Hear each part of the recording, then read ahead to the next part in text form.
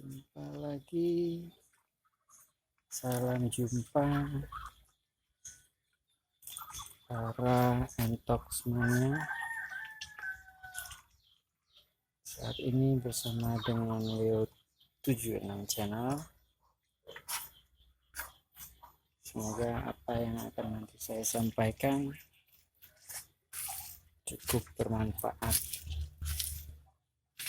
bagi para entoks semua. Oke.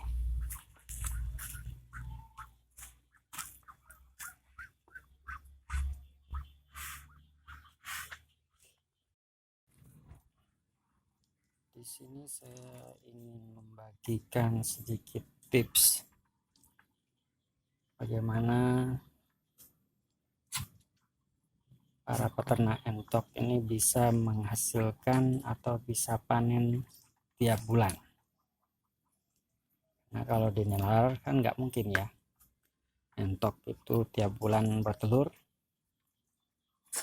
Dan sekarang kita akan coba apakah itu mungkin. Jadi caranya seperti ini.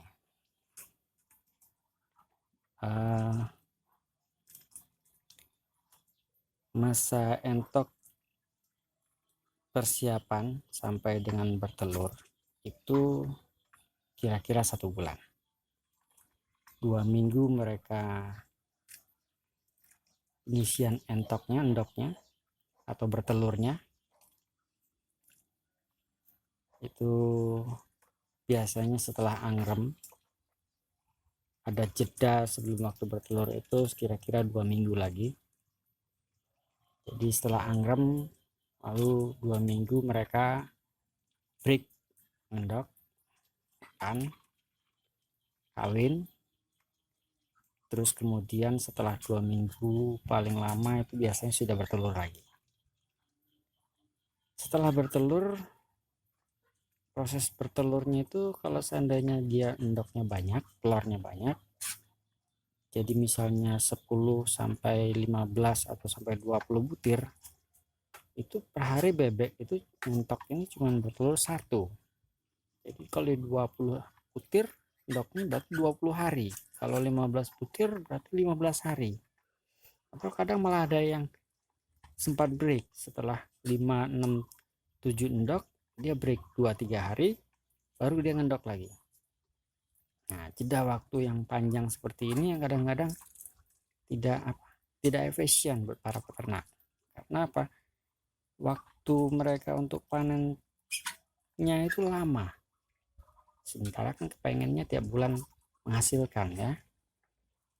Jadi caranya yaitu setelah mereka proses bertelur, jadi setelah masa bertelurnya selesai, setelah dapat 15 endok, 20 endok, 10 endok, itu masuk dia proses ke pengangreman. Jadi masuk proses pengangreman tadi itu masa angremnya bisa sampai 40 hari. Kita bisa bayangkan masa angrem aja segitu lama, 40 hari. Lama ya. Jadi gimana caranya supaya tidak harus nunggu 40 hari terus entok ini sudah bertelur lagi? Caranya yaitu dengan cara dipisah dari endoknya. Dalam artian yang angrem tadi ya biarkanlah angrem dulu selama 3 atau 1 minggu. Setelah dia benar-benar angrem alias sudah tidak ada bertelur lagi, karena biasanya setelah saat dia angrem itu dia masih proses bertelur, karena waktu dia masih angrem 1 hari 2 hari itu masih dikawin sama yang lain dan dia masih bertelur. Jadi tunggu sampai 3 sampai 1 minggu setelah benar-benar yakin dia tidak akan mengendok lagi, baru kemudian kita pisahkan dari endok. Cara memisahkannya nanti kita akan lihat di videonya secara khusus. Dan di pisahkan ini dan masukkan ini maksudnya dengan cara dikarantina. Jadi entok yang tadinya angrem itu kita ambil dari petarangannya, entok-entoknya kita kurung atau kita karantina. Itu karantinanya minimal 3 hari, maksimal bisa 1 minggu. Jadi setelah masa karantina itu dia sudah lupa untuk istilahnya, sudah tidak ingat lagi dia dengan entoknya, dengan endoknya, dengan angremannya, udah gak ingat sama sekali. Biasanya dia sudah lupa dan sudah berbaur lagi dengan yang lain, terus mau makan, mau dikawin lagi sama jantannya, seperti itu kira-kira. Nah, kita akan masuk nanti proses ke pengambilan entok yang sudah angrem dan kita pisahkan. Oke, dilanjut ya. Ini dalam satu petarangan ada 2 entok yang angrem, ini ada 1. Nah, sebaiknya yang dipisah atau yang kita uji coba, yang kita ambil ini sebaiknya yang 2 ini. Jadi yang 1 kita ambil, masukkan kandang khusus, dalam artian dikarantina minimal 3 hari, dan setelah 3 sampai 7 hari ya kita bisa lihat kondisinya. Kalau setelah 3 hari itu dia tidak terlihat pengen keluar, jadi dia sudah anteng, nah itu baru bisa dicampur dengan yang lain, digabungkan dengan babon-babon yang lain.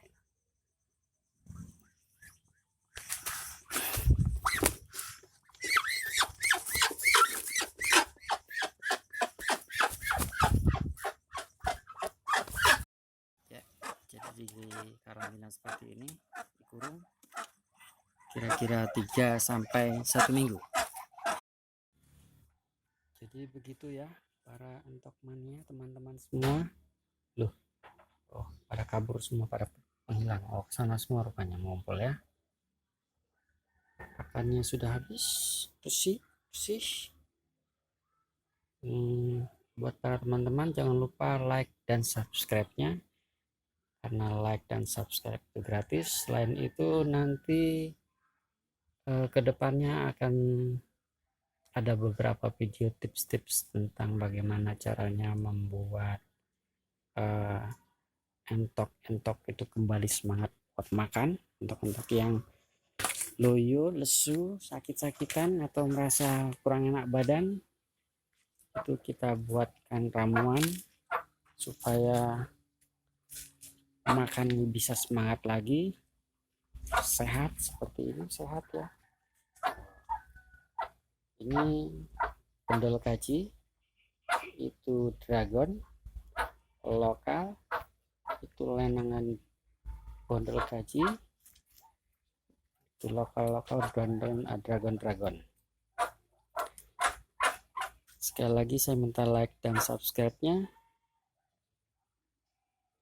Untuk kedepannya saya akan buat video tutorial mengenai konsum atau pakan yang membuat bisa mereka semangat lagi makannya.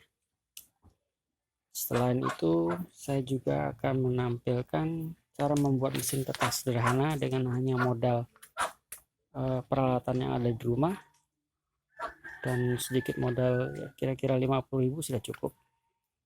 Jadi sudah bisa bikin mesin tetas sendiri. Lalu juga akan memberikan tips bagaimana para pejantan ini bisa akur, tidak saling berantem, bertarung, berebutan, wedoan. Jadi caranya ada tersendiri. Lalu saya juga akan memberikan cara membuat konsum pakan yang simpel, jadi tidak perlu harus ngarit-ngarit atau cari-cari kalen-kalen, jadi yang ada aja kita bikin ransum pakannya efektif. Dan paling daunannya ya bisa dikasih dengan daun-daun pisang atau daun gates, bisa gampang nyarinya ya. Dan kemudian akan memberikan juga tips pembesaran minti agar 5 bulan sudah siap jadi pejantan dan babon. Jadi biasanya untuk membuat jadi babon atau pejantan itu butuh waktu yang lama, kira-kira 7 bulan, 6 bulan, 7 bulan katanya. Ini brown, ini umur 5 bulan. Sudah siapan, sudah dikawin, dan kayaknya sedang proses pengendokan ini. Yang kaji ini masih diri. Yang sebelahnya ini sudah dikawin, pantau sudah kawin. Oke, itu saja dari saya untuk saat ini. Semoga bermanfaat dan terima kasih atas like dan subscribe-nya. Assalamualaikum warahmatullahi wabarakatuh. Ini mesin tetes sederhananya seperti ini. Bisa muat 40 sampai dengan 50 butir.